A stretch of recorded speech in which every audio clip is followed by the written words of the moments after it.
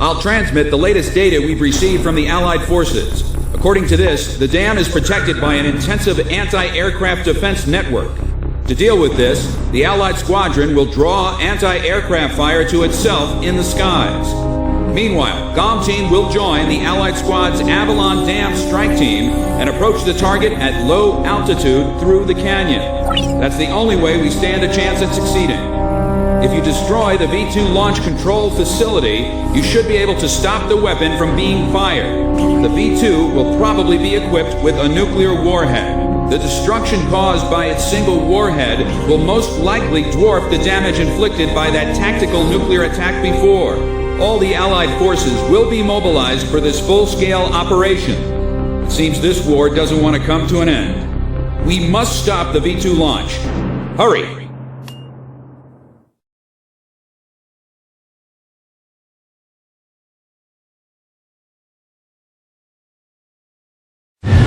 Pilots, check your plane and prepare for refueling. 1 mile to refueling craft. 500 yards to go. 100 yards to go. Perfect, Galm 1.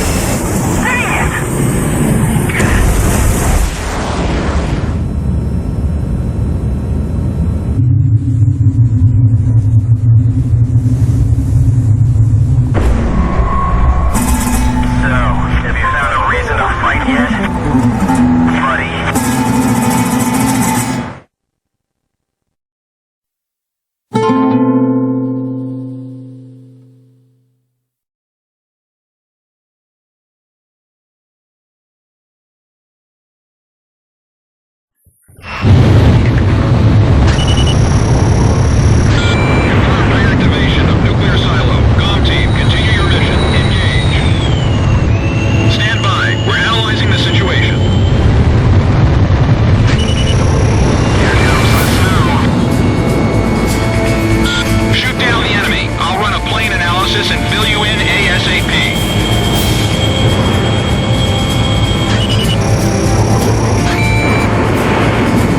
Bruises survive a long time on the battlefield. Start to think they're invincible.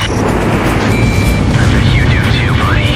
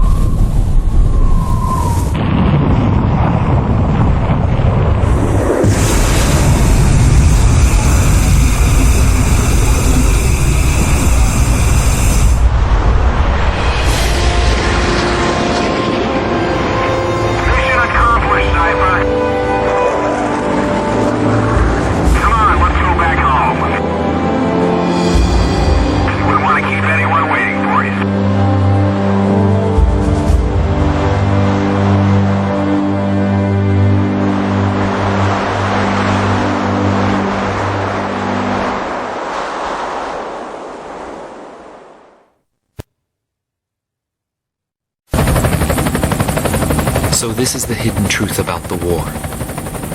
And this is where his trail ends as well. The impact of the 7 nuclear detonations on the world's psyche was great. Those who witnessed the carnage went on to organize a global arms reduction. Perhaps they were admonishing themselves. Furthermore, the existence of V2 was concealed. The events that occurred after the war faded from people's memories, and these men were also sealed away from history. Maybe this was one path to achieve peace. And here the curtain falls on this story. However, that does not mean their own stories came to an end. War is something fought on the desk of politicians. As long as they win in the end, that's all that matters. But for us, it's a matter of survival. In order to survive, you need to analyze the situation in an instant. It's the same as living in a city. The rules of this little city apply just as well to that wide open sky. That guy had the same feel about him as this city. I bailed out and landed here. The captain was gone. I've lived a comfortable life since then, and I probably have him to thank for that.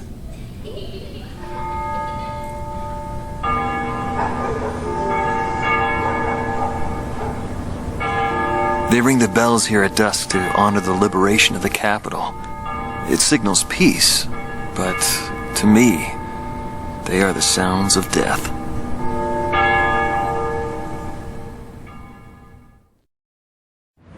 When a fighter plane goes down, that's the end. It disintegrates into pieces. Incinerated beyond recognition. It's a scary thought. But it also makes you feel alive. I left the military, but I still fly that sky. But, it's pretty lonely up there all by myself. I'd love to fly with him again someday.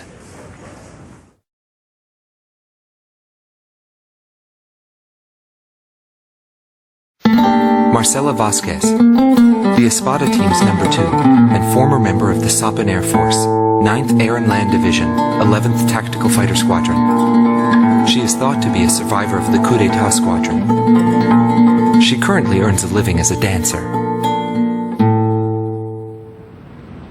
If the Demon Lord hadn't appeared, our lives might have been different. For me, it wasn't about flying or ideals. Most of all, it was about him, my flight lead. Our mission was to escort the heavy command cruiser that was to act as transportation for the organization. And the Demon Lord appeared, as if to block our paths. I will never forget his overwhelming power. One by one, my comrades were shot down, and then the mother bird we were supposed to protect. We survived after the fight. We left our organization and returned to the ground together. But he was heavily wounded. He soon passed away, leaving me behind. We were only able to spend a short time together in peace and quiet. But I don't blame anyone.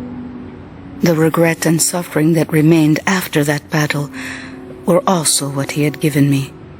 They're among the precious few things he left behind.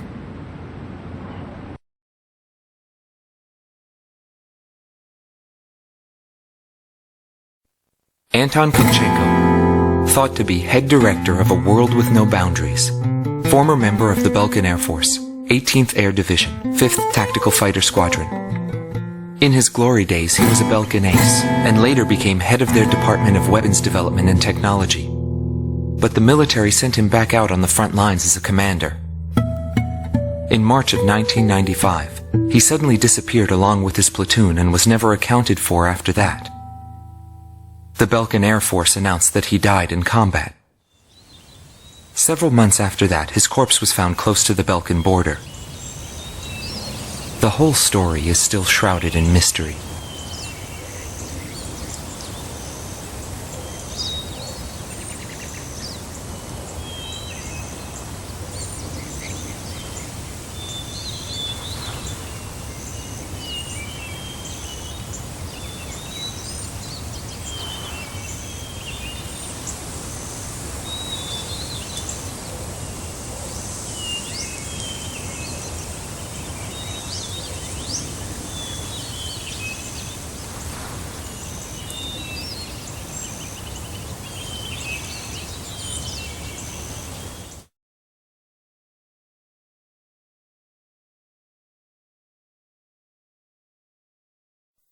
Larry Funk, also known as Solo Wing Pixy. Galm Team's number 2, and member of the Ustio Air Force, 6th Air Division, 66th Air Force Unit. That's right. This man was his buddy, and his enemy. I should have died that day, but I didn't. I dragged my wounded body and reached ground zero of the nuclear detonations. A barren, empty land. I felt an unbearable sadness when I witnessed that landscape. There were still people living there. They were the ones that saved me. It may be true that the world has no need of borders, but would getting rid of them really change anything? The world won't change for the better unless we trust people. Trust is vital in a peaceful world.